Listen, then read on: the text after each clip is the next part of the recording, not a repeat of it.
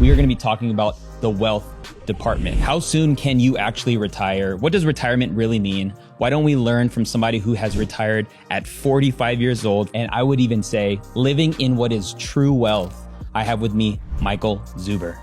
You know, the Codys and the Alex and all these folks, they're blowing up because they're feeding entrepreneurs. Nobody's feeding the W-2 employee. I believe a W-2 employee who looks at their job as a path to financial freedom has a more certain chance at earning financial freedom.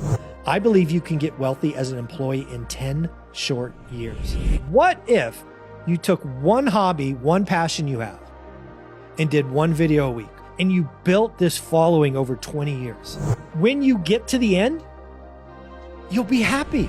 You retire, start a YouTube channel, and you don't edit your videos. How have you not let perfectionism get in the way?